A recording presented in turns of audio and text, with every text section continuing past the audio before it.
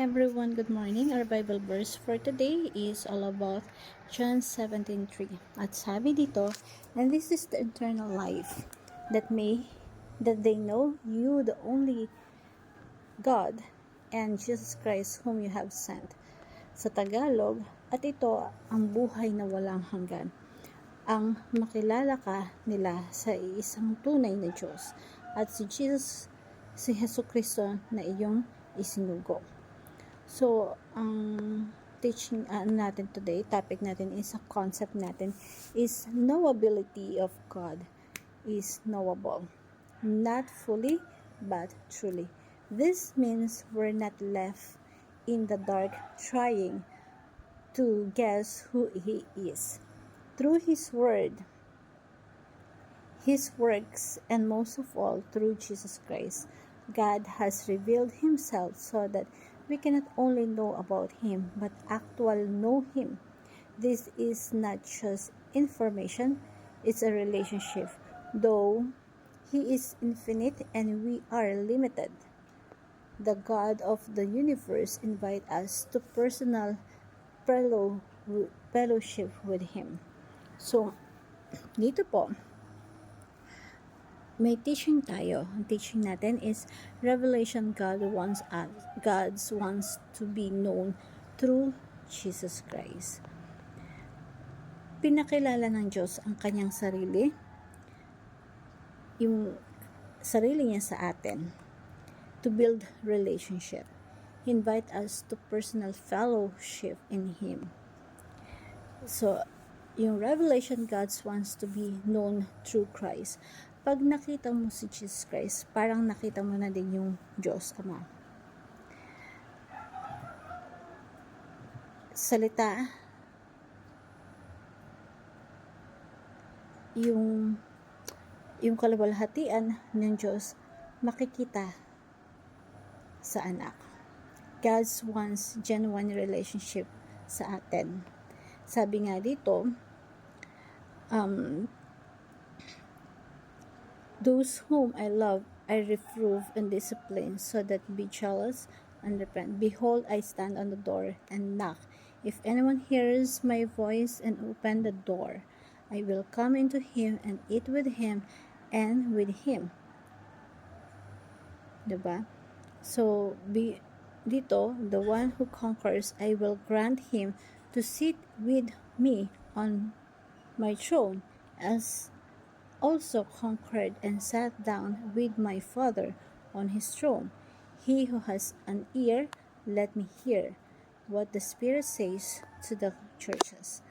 So, dito po, itinuturo sa atin na gusto ng Diyos ng intimate relationship with us. Not just knowledge lang, but have a relationship. Hindi gusto ng Diyos ang makilala lang siya sa pangalan. Gusto ng Diyos na lumalim ang relationship natin sa Kanya. God transforms us like Christ. So sabi nga sa Romans 8:29, for whom we foreknew, He also predestined to be conformed to the image of the Son, in order that He might be the firstborn among many brothers. So, yung Diyos natin is kabutihan ang nais sa mga bagay-bagay. Kung ipinagpapalit natin yung Diyos natin sa mga bagay, yung Diyos sa mga bagay-bagay na like kayamanan, work, or sa mga bagay-bagay na makakapagpalayo sa Kanya,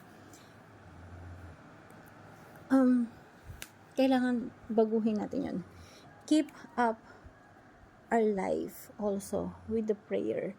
Kasi ito yung magsisilbing communication natin sa ating Panginoon. So, hindi masasabing good relationship pag walang communication kay God. So, Lord, kung anong meron ka pa, thank you for my son, thank you for my daughter, thank you for my family, thank you for my husband, whatever that you have right now, you have to be thankful kay Lord na meron kanyan. At ang Diyos natin is pagpapalain tayo, babasbasan pa tayo. Keep prayer daily. May communication dapat sa Diyos.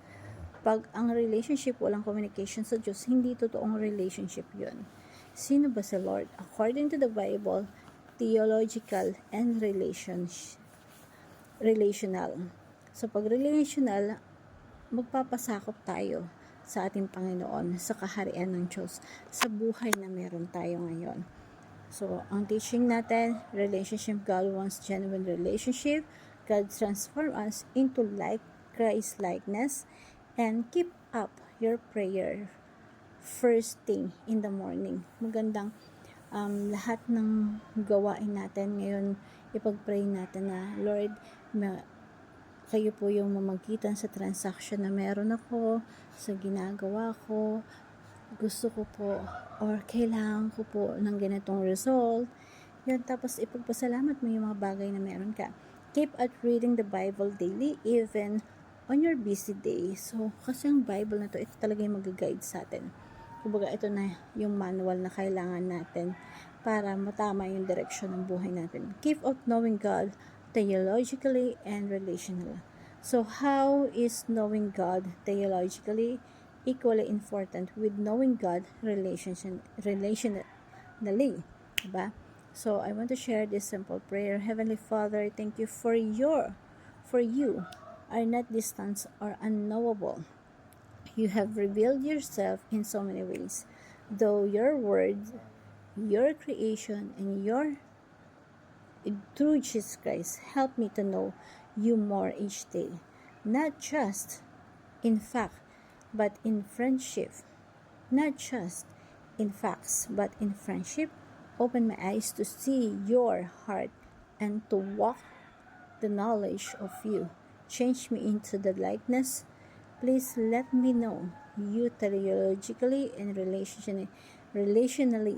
Give me wisdom and diligence to study in the Bible.